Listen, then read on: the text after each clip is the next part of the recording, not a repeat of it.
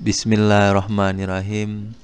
Innal hamdalillah nahmaduhu wa nasta'inuhu wa nastaghfiruh wa na'udzu billahi min sururi anfusina wa min sayyiati a'malina. Man yahdihillahu fala mudhillalah wa man yudlil fala hadiyalah. Ashhadu an la ilaha illallah wahdahu la syarikalah wa ashhadu anna Muhammadan abduhu wa rasuluh. Allahumma salli wa sallim ala sayyidina Muhammad wa ala alihi wa sahbihi ajmain.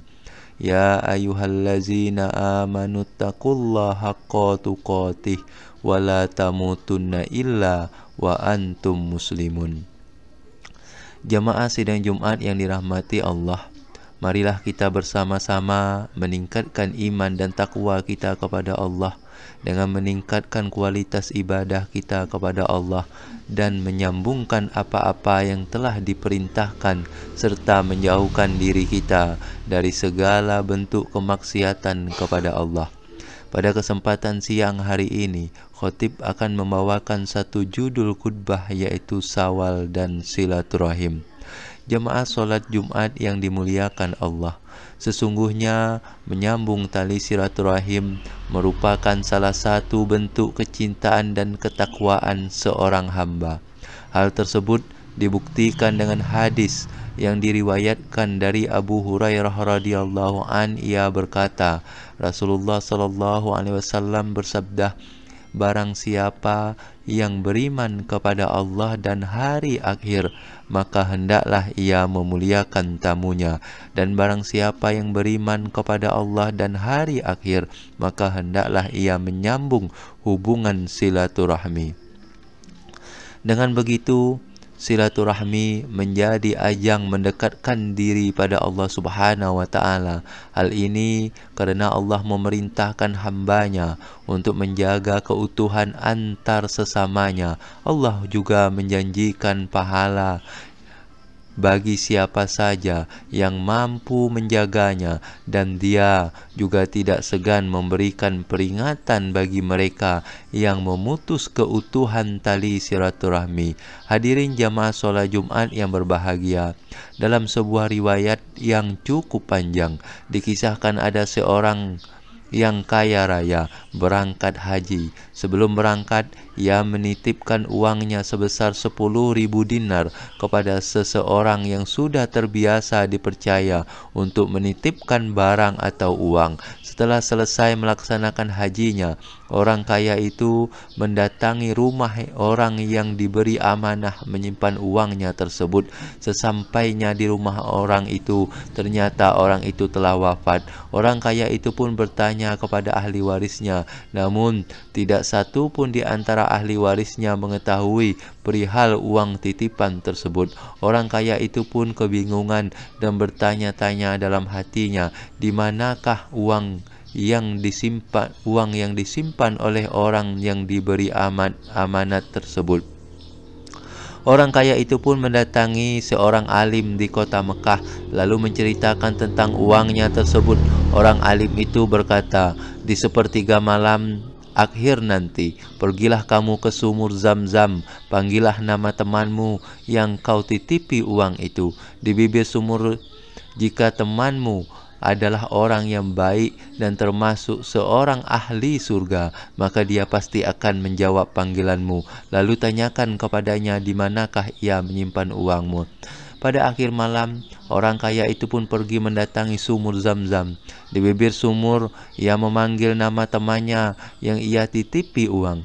Hingga 3 kali ia panggil, namun tidak ada jawaban sama sekali.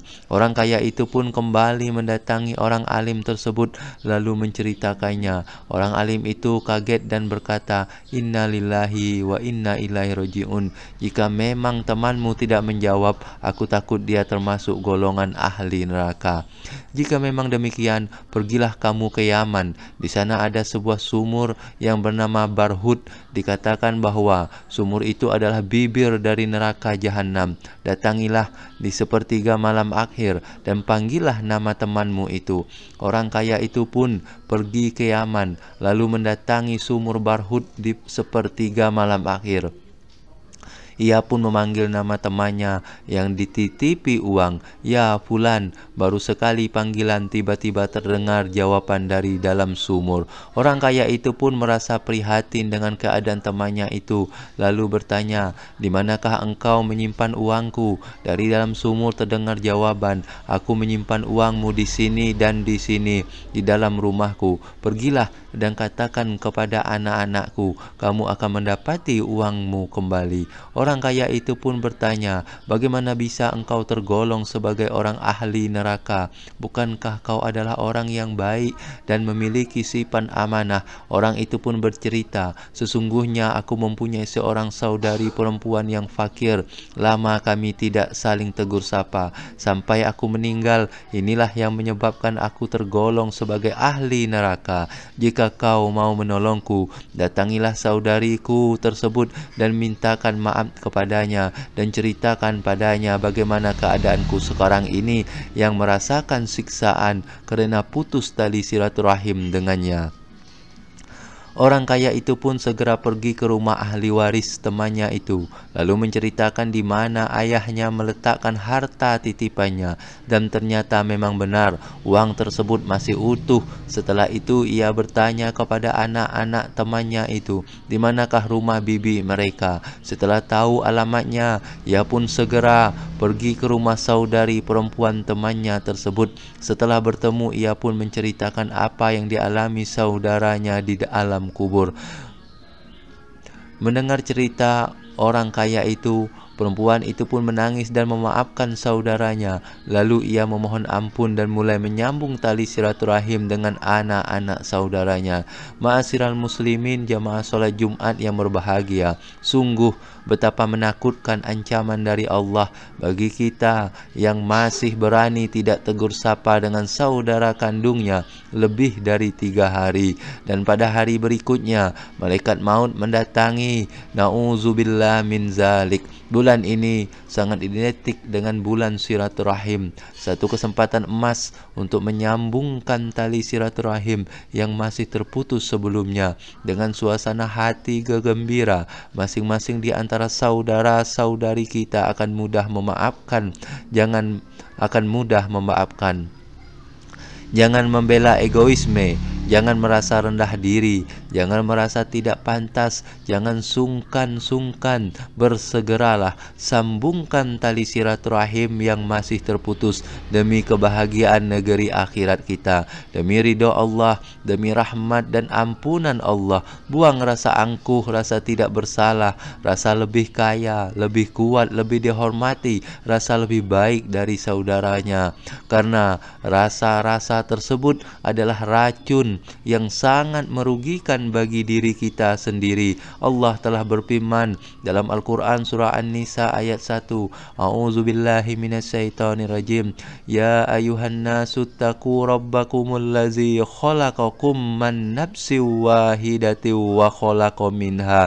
wa khalaqa minha zawjaha wa bassa minhuma rijalan katsiran wa nisaa wattaqullaha allazi tasaaluna bihi wal arhama innallaha kana alaikum raqiba.